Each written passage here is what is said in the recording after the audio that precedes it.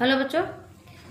बच्चों अभी तक पढ़ा आप लोगों ने लाल रक्त कण, आपने पढ़ा लाल रक्त कण के बाद अब आता है आपका श्वेत रक्त कण।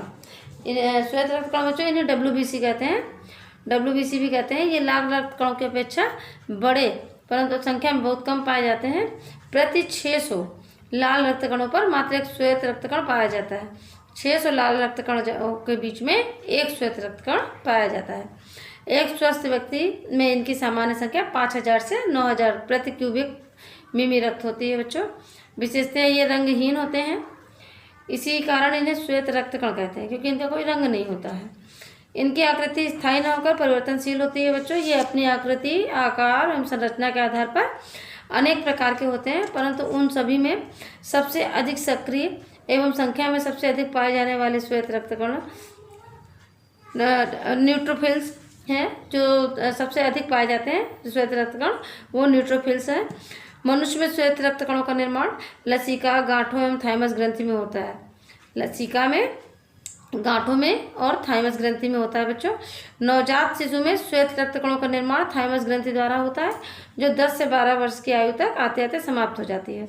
इसलिए नवजात शिशु को अधिक सुरक्षा की आवश्यकता होती है क्योंकि थाइमस ग्रंथि स्वस्थ व्यक्ति के जन्म के 3 महीने के बाद सक्रिय होना आरंभ होती है। बच्चों श्वेत रक्त कणों की आयु लाल रक्त कणों की अपेक्षा बहुत कम, मात्र 5 से 10 दिन के लगभग होती है। बच्चों श्वेत रक्त कणों का कार्य है, श्वेत रक्त कण जो होते हैं शरीर में मुख्य कार्य विभिन्न रोगों के कीटाणुओं को नष्ट करना।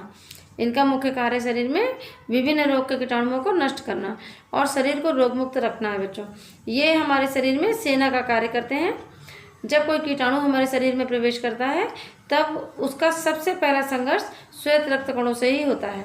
श्वेत रक्त कण ही प्रवृत्ति श्वेत रक्त कण बच्चों जो है श्वेत रक्त कण की प्रवृत्ति है मुख्यतः उस कीटाणु को चारों ओर से घेर कर मारने की होती है और अधिकतम बार सफल रहती है। कौन सा कीटाणु? उस कीटाणु को जो रोग के कीटाणु हमारे शरीर के अंदर प्रवेश कर जाते हैं और अधिकतम बार सफल भी रहते हैं क्योंकि श्वेत रक्त कण उन रोग के कीटाणुओं को मार गिराते हैं। इस संघर्ष में बहुत से श्वेत रक्त कण घायल होते होते मर भी जाते हैं। ये मृत श्वेत कण मवाद के रूप में हमारे शरीर से बाहर निकाल दिए जाते हैं। फोड़ा फुंसी के रूप में, फोड़ा फुंसी जो निकलती है उसमें जो मवाद पस भरा होता है उसमें जो श्वेत रक्त कण जो रक्त कणों के खत्म हो जाते हैं, मर जाते हैं, वो पस के रूप में या मवाद के रूप में शरीर से बाहर हो जाते हैं।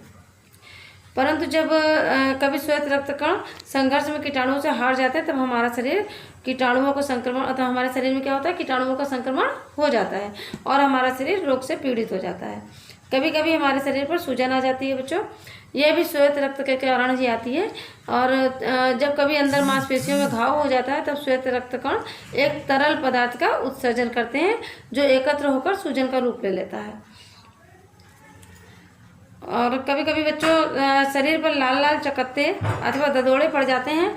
इसका कारण भी श्वेत रक्त कण ही होते हैं क्योंकि जब किसी बाह्य पदार्थ से इन रक्त कणों की आंतरिक क्रिया प्रभावित होती है तब एक तरल पदार्थ निकलता है जो शरीर में एलर्जी उत्पन्न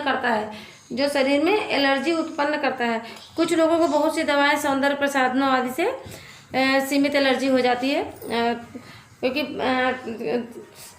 शरीर में जो इसका एक तरल पदार्थ जो निकलता है जो शरीर में एलर्जी उत्पन्न करता है, उसके कारण ये सौंदर्य प्रसाधनों वगैरह को लगाने से एलर्जी होती है। और बच्चों शरीर के रक्त में जब कभी श्वेत रक्त कणों की संख्या में बहुत अधिक कमी पाई जाती है अथवा बहुत अधिकता होती है तो भी बहुत हानि होती है। जब अधिक कमी होती है तब सुरक्षा के अभाव में शरीर रोगग्रस्त हो जाता है। श्वेत रक्त कणों की जब अधिक कमी हो जाती है तो शरीर रोगग्रस्त हो जाता है। परंतु जब कभी इनकी संख्या सामान्य से बहुत अधिक हो जाती है तो कैंसर नामक घातक रोग को बढ़ावा मिल जाता है। घातक रोग, कैंसर नामक घातक रोग जन्म ले लेता है। रक्त प्लेटलेट्स आता है अब आपका श्वेत रक्त कण के बाद अब आपका आता है रक्त प्लेटलेट्स। कणिकाओं के रूप में बच्चों रक्त प्लेटलेट्स यानी रक्त बिंबाणु भी इसे कहते हैं। रक्त बिंबाणु रक्त में पाए जाते हैं। कणिकाओं के रूप में रक्त बिंबाणु या रक्त प्लेटलेट्स शरीर में पाए जाते हैं।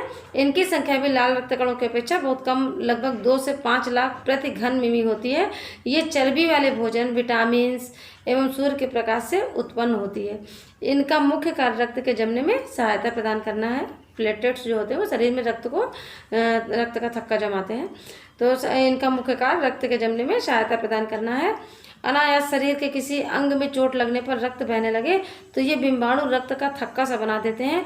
इससे उस अंग विशेष से रक्त बहना बंद हो जाता है बच्चों। बस बच्चों, आज के लिए इतना ही।